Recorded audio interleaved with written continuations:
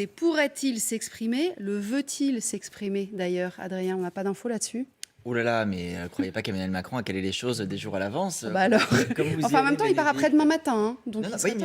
il reviendra, vous inquiétez pas. En fait, je crois qu'on a déjà un indice sur ce qu'il veut faire, Ouais. gagner du temps. Ouais. En fait, recevoir les chefs de parti pendant 48 heures, c'est quoi? Réunir le gouvernement cet après-midi autour d'Elisabeth Borne, c'est quoi? Dire qu'il refuse la démission et que le gouvernement continue de travailler, c'est quoi? C'est exactement une manière de dire, non mais attendez, oh là là, il n'y a pas de problème, on a une équipe gouvernementale, elle travaille, on continue de suivre les dossiers. Marielle et l'Élysée aujourd'hui, autour d'elle, les conseillers s'empressent de faire la liste des décrets urgents qu'il faut absolument prendre et qui justifient le caractère indispensable de l'équipe gouvernementale en place. Dans les ministères concernés par les défaites dimanche soir, on nous explique là aussi que les postes ne peuvent pas être vacants parce qu'il y a beaucoup d'urgences à gérer. Bon ben voilà, on commence à avoir une idée, pas de la suite, mais de la communication. On disait qu'il n'y avait pas de stratégie de communication autour d'Emmanuel Macron. Il y en a une, c'est de dire on est au travail et le reste on verra plus tard. C'est une manière de se laisser du temps pour mener les discussions politiques et voir si on peut atterrir. Ce qui montre bien quand même, Ruth, qu'il n'y avait pas de plan B en fait. Ah bah pas du tout. Voilà. Non, pas du tout, mais c'est sûr que rien n'avait été prévu, rien n'a été anticipé, en tout cas pas la dimension de cette perte de majorité, c'est-à-dire 44 sièges. Hier soir, je me suis trompée, j'ai dit 54, donc c'est 44, je précise à ceux qui l'ont remarqué. Voilà, donc c'est 44 sièges qui manquent. C'est pas mal. Hein. Et c'est déjà énorme, effectivement. Donc voilà, non, rien n'a été anticipé, je suis tout à fait d'accord avec Adrien. On veut faire l'inverse de cette séquence de vide qui a suivi le deuxième tour de la présidentielle, où on n'a rien compris, on n'a rien entendu, il n'y avait ni son ni image. Là, on donne du son, on donne de l'image, on donne des réunions, on donne des gens qui parlent, qui disent ils travaillent sur tous les tons, sous toutes ses formes. Donc on essaye d'occuper le terrain pour gagner du temps. C'est tout. Le temps de trouver la solution. D'essayer de trouver. De trouver quelque chose à dire. Ouais, c'est ça ce que j'allais dire, Elisabeth. S'il parle, il faut qu'il ait quelque chose à dire, Emmanuel Macron. Donc, oui, mais de toute façon, je vais être d'accord. Le programme est de ne pas avoir de programme, en fait. Et effectivement, puisque la solution, elle ne s'impose pas à l'esprit d'Emmanuel Macron, il ne sait pas quoi faire, éventuellement. Marie Chantrey disait il y a quelques instants, en direct de l'Élysée, Emmanuel Macron est parfaitement conscient de la situation.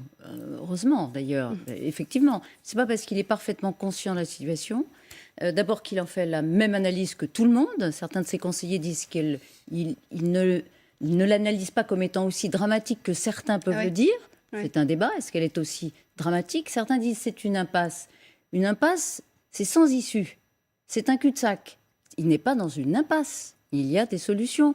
Il peut trouver effectivement des voies et moyens de faire passer des textes, à condition, ça fait quelques mois, sinon des années qu'il nous le promet, de se réformer lui-même, d'écouter, de prendre en compte. Voilà, peut-être qu'aujourd'hui, le but, c'était aussi de voir dans ce cadre-là, ce qu'il pouvait faire avec les uns et les autres et mesurer sa marge de manœuvre.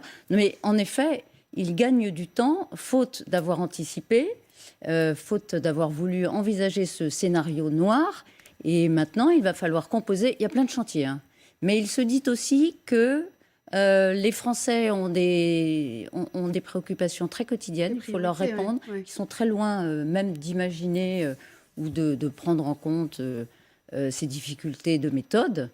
Et qu'il ne faut pas donner l'impression de paniquer. Hein, c'est business as usual ou the show must go on. Je vais trouver une formule en français, c'est mieux, Arlette, non? Le spectacle doit continuer. Mais bon, en même temps, on comprend. Après, vous savez, le français, c'est pas toujours facile. Hein. Là, du côté du gouvernement, on nous disait que la réunion de cet après-midi, c'était pour être séquentiel. C'est un mot français, mais très joli. Très joli. Ça me fait penser à présentiel. On n'a rien compris. Ça veut dire. Ce sera en présentiel. Non, bah, ça veut dire montrer que les choses sont faites dans le bon ordre et au moment où il faut. La séquence du moment, c'est de dire on est au travail.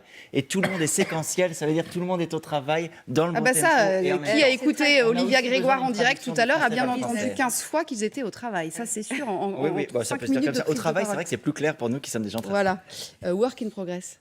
Je l'ai trouvé. Allez-y, Patrice. A priori, ce qui semblerait conditionnel, acquis, c'est qu'il y aura une échéance qui n'est pas déterminée, un large remaniement. Oui. Et que dans ce remaniement, il y aura une place très importante donnée aux politiques par rapport aux, entre guillemets, technocrates.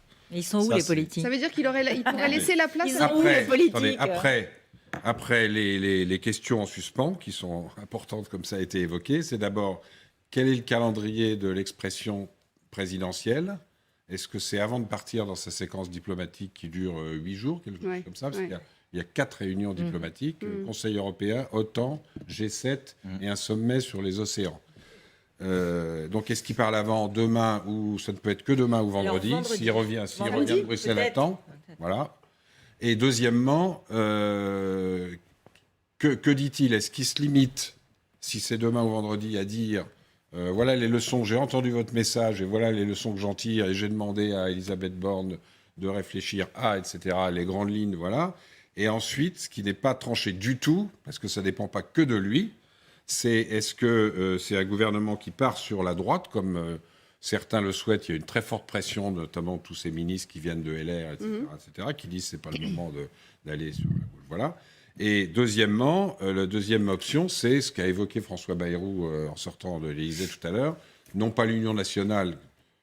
L'Union nationale, ça voudrait dire de Marine Le Pen à Mélenchon. Tout le monde sait que c'est totalement impossible. Donc, il irait de la droite de LR jusqu'aux socialistes écolos.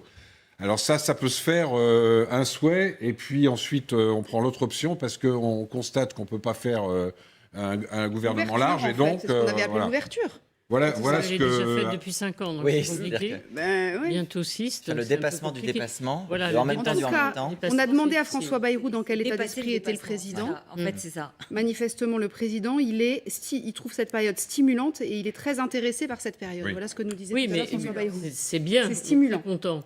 En fait, Alors, oui. moi, je suis Intéressé, assez c'est sidérée pas parce c'est que, pas l'adjectif. je veux dire, les jours passent. Alors, s'il s'exprime avant la fin de la semaine, tant mieux. Mais si la séquence internationale, européenne et internationale commence et qu'il n'y a aucun mot du président, je pense que les Français vont encore mal le vivre. C'est pas qu'on attend un grand discours avec toutes les annonces, mais franchement, c'est quand même, tout le monde l'a dit, un moment exceptionnel dans la vie politique. C'est une défaite pour le gouvernement.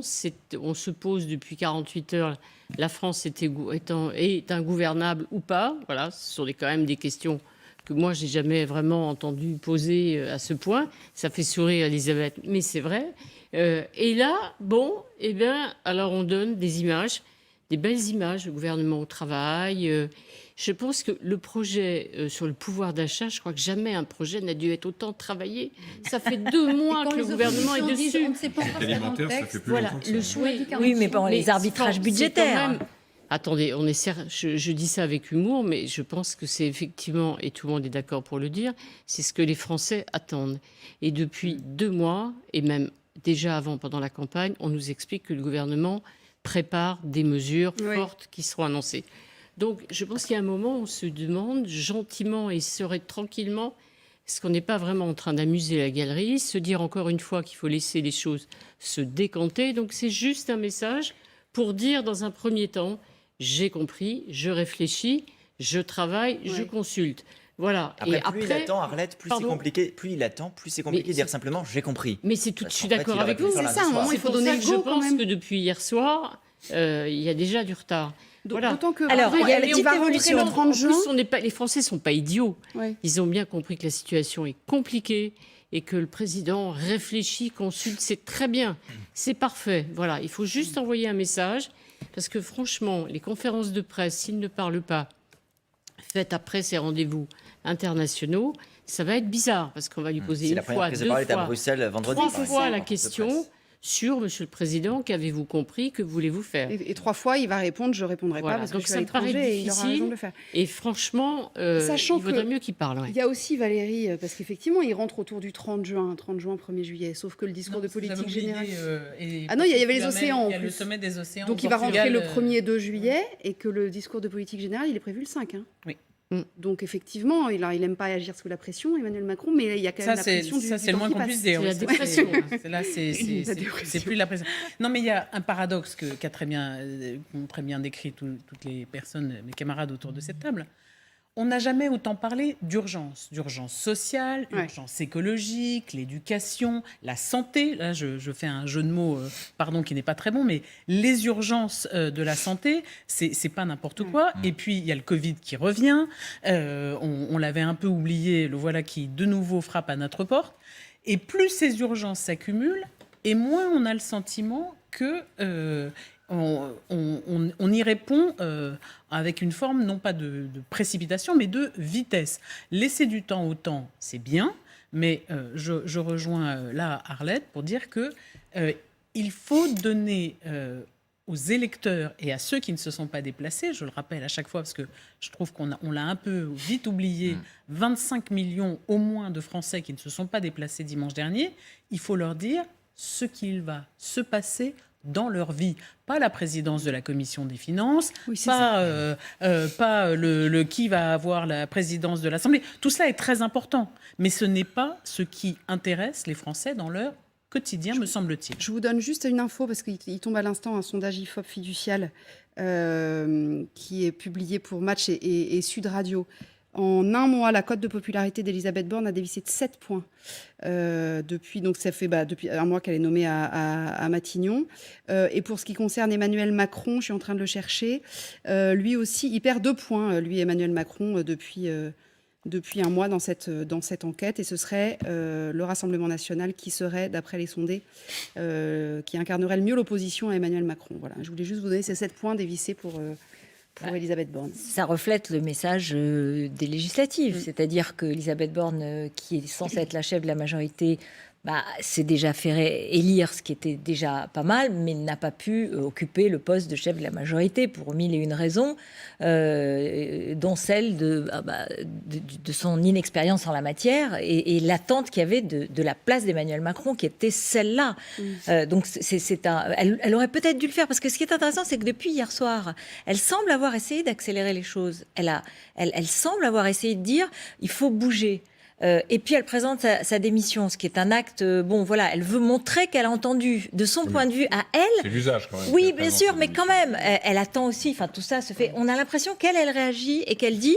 Ok, il faut avancer, et s'il faut démissionner, il faut démissionner. Mais est-ce qu'il l'aurait laissé faire, Emmanuel Macron, pendant la campagne ? Ce que je veux dire, c'est qu'elle n'a pas la possibilité, elle ne l'avait pas, parce qu'elle n'avait pas l'expérience et qu'il l'a nommée. Mais elle aurait peut-être un autre Premier ministre plus expérimenté, et c'est pas une critique du tout, c'est simplement le temps et la réalité, aurait pu dire à Emmanuel Macron peut-être, c'est vous que les Français attendent. La campagne, vous avez été réélu, mais en fait, il faut faire la campagne. Après, des ténors de la majorité l'ont fait, dire Emmanuel Macron. Oui, ils l'ont fait. C'est la question que qui ose lui parler vraiment ? C'est compliqué. Qui lui parle vraiment ? C'est compliqué. À part Alexis Collère. Ils essayent de passer des messages, mais et voilà. Ils étaient au déjeuner hier avec elle.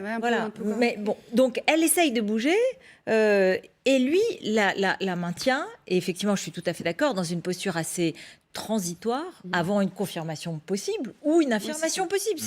On n'a aucune indication là-dessus, et je ne pense pas qu'elle en ait, elle non plus. Peut-être que le président n'en a pas lui-même en tête une idée précise. En gros, c'est stand-by. On est en stand-by. Voilà. Mais il y a une petite évolution. Hier, je vous disais, c'était le déni. Aujourd'hui, ceux qui l'ont vu disent « ça y est, il a compris, il a intégré ». Et quand il y a les mots de François Bayrou ou de Stanislas Guerini qui disent il cherche les voies du compromis, il cherche à approcher l'Union nationale, etc., l'exercice le stimule. Enfin voilà. Donc Emmanuel Macron, peut-être un peu imaginatif, un peu qui réinvente la politique, enfin toute cette image sur laquelle il a créé son logiciel. Peut-être qu'il est en train de la remettre en marche. Voilà. C'est une machine qui était un peu en panne et que peut-être depuis aujourd'hui, il commence à la remettre en marche pour essayer de trouver de nouvelles solutions. Mais ça se fait quand même pas d'un claquement de doigts. Non, voilà. Mais c'est ce qu'on entend. C'est sacrément compliqué après avoir mis un mois pour former un gouvernement. Il y a une tonalité un peu plus optimiste de la part des gens qui l'ont vu sur le thème. Bon, ça y est, on commence à le retrouver. Ça l'intéresse intellectuellement, il se dit que ça y est, c'est un nouveau challenge, il en a déjà relevé d'autres, bon, il était ailleurs, mais il faut qu'il s'y remette, et il peut s'y remettre. On dirait que vous décrivez un accidenté en rééducation, en fait. Non, il a gagné la présidentielle. Allez-y, Elisabeth. Entomologiste, vraiment. Non, mais pour répondre au risque de paralysie pointé par Arlette et Valérie à juste raison, parce qu'après tout, c'est ça qui est important. On parle de stand-by, Emmanuel Macron, c'est surtout l'appareil d'État. Et le travail du gouvernement. Et à l'instant, Marie Chantret, du service politique, vient de nous informer qu'un certain nombre de décrets étaient pris, et des décrets qui sont très concrets. Il s'agit de faire en sorte, effectivement, que l'indice pour les fonctionnaires, le point d'indice, soit revalorisé comme était prévu au 1er juillet. Or, la loi pouvoir d'achat, elle n'arrivera, vous vous rendez compte, à l'Assemblée que le 18 juillet. Ça devait être, je ne sais plus quand. Début août, puis, dans la poche des Français. Grégoire oui, me mais dit- la loi devait être mais ça présentée devait demain. être début juillet. Aujourd'hui, là, puis, en Conseil des 11 ministres, juillet, c'est puis ça. finalement 18 juillet. Là déjà, le point d'indice, la majoration des heures supplémentaires aux urgences qui était prévue par le plan Braun et un certain nombre de mesures comme ça très concrètes.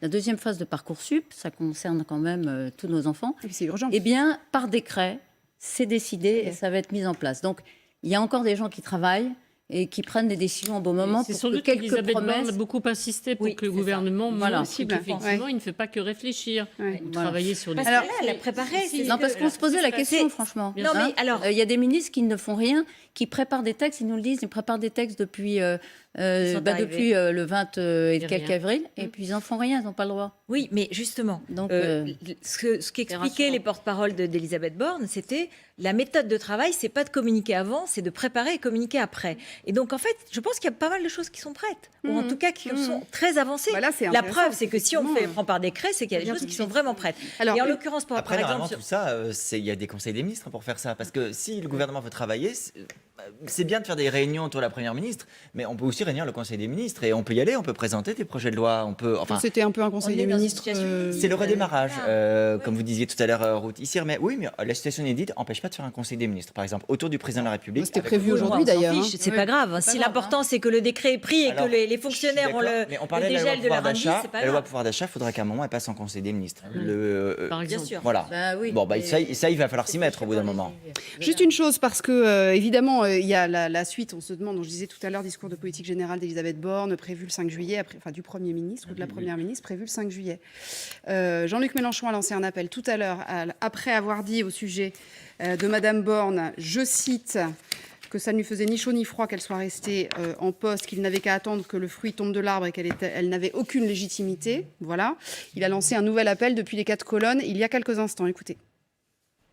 La première tâche maintenant du gouvernement de Madame Borne, puisqu'il y a une assemblée qui vient d'être élue, c'est de se présenter devant l'assemblée et de demander la confiance. Certes, la Constitution n'oblige pas à ce vote. Si la Constitution n'oblige pas à ce vote, les groupes parlementaires ont une autre possibilité, qui est de déposer une motion de censure. C'est pour vous dire que tout ça, au bout du compte, commence par le fait qu'on veuille bien se souvenir qu'on est en démocratie.